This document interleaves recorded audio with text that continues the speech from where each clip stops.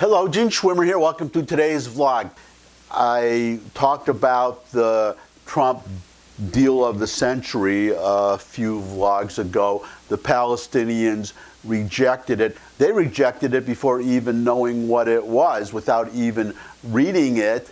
And they also threatened to cut off relations with the United States and with Israel to end all security cooperation. But it was just announced today on the news that they are going to keep the security cooperation with Israel. So another bluff that was called, and they just have egg on their faces again. They are also finding out that the rest of the Arab world is fed up with them, increasingly fed up with them.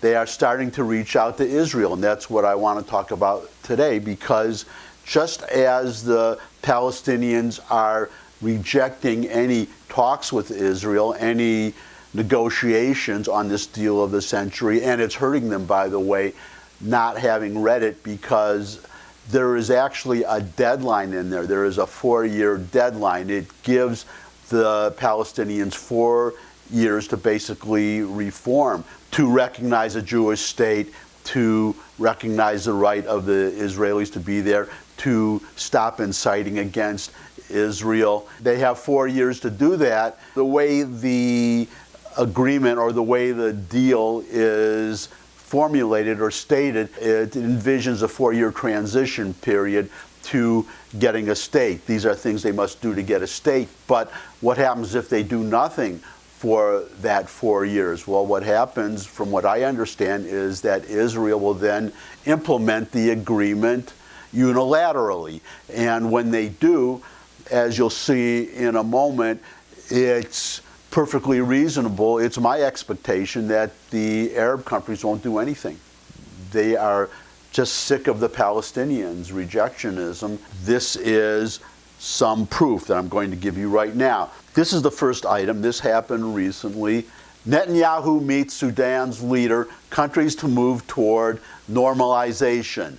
Israel and Sudan will work together to upgrade their diplomatic relations following Prime Minister Benjamin Netanyahu's visit to Uganda on Monday. Prime Minister Benjamin Netanyahu and Sudan's leader, Chairman of the Sovereignty Council of Sudan, Abdel Fattah el-Burhan, met on Monday for 2 hours in Entebbe, Uganda, at the invitation of Uganda's President, Yoweri Kaguta Museveni.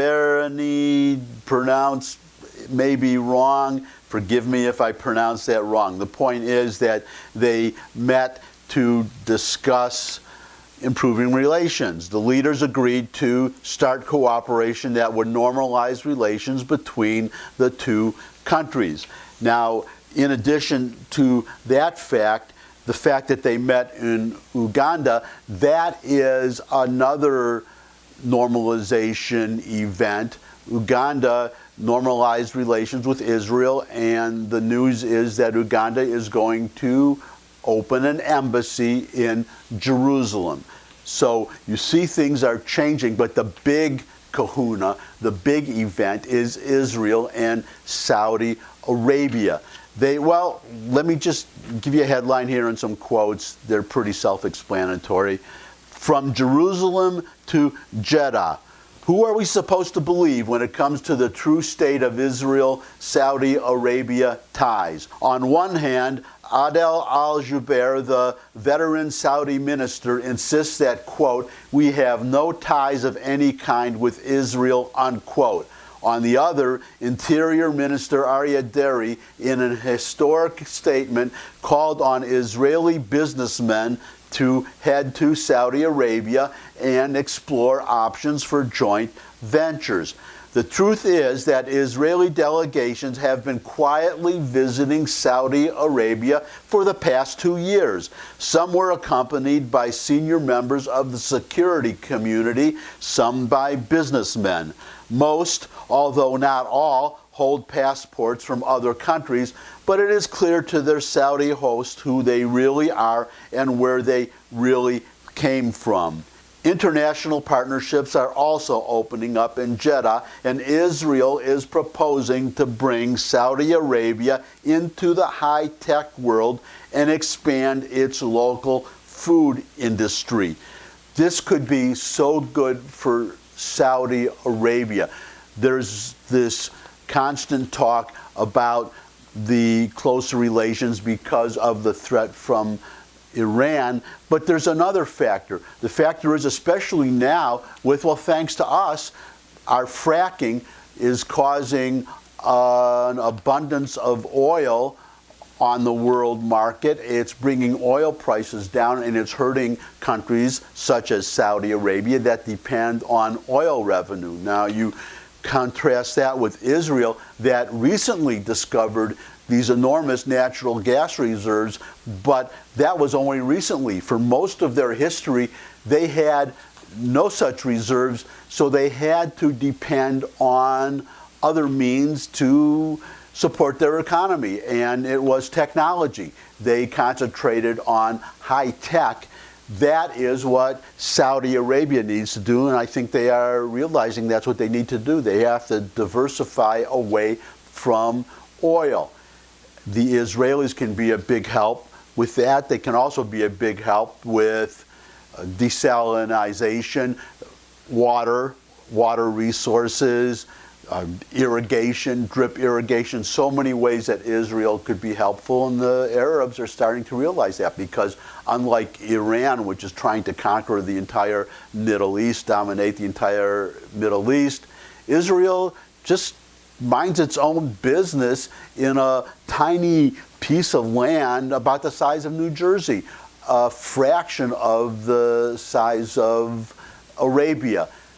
The Arabs are realizing that it's just not worth it. They gain nothing from fighting Israel, especially those countries such as Bahrain and Oman, countries that, and the Emirates, these countries that have no border with Israel.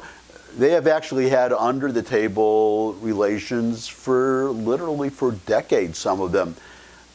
The Palestinians are in denial. They do not understand that they are on the verge, and I will talk about this probably more in a future vlog, they are on the verge of being thrown under the bus.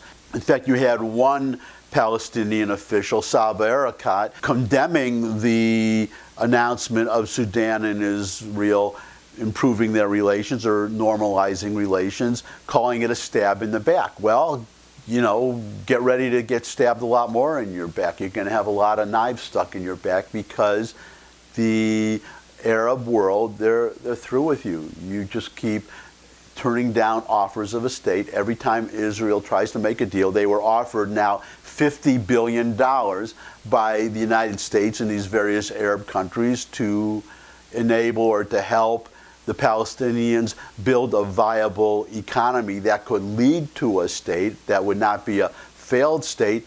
They turned it down. They turned down everything. And once again, I think that the rest of, well, it's ironic, except for the West, our European friends. Europeans, I don't know why, but they are stuck on this two-state solution. They are big supporters. Well, this boycott, divestment, sanctions movement, that is largely in the West. So the West is fomenting all this hostility and all these actions against Israel, while their neighbors, the Israelis' neighbors in the area, are reaching out to Israel and normalizing relations. It is really strange. And I'm just going to end it there for today. Thumbs up if you like this video. Share it with anybody you think would also like the video. Got any comments? There's a comment section below the video where you can also ask questions or suggest future topics. You could subscribe. I love getting subscribers. So subscribe, and finally come back and see me again. I look forward to seeing all of you again. And until I do see all of you again, bye.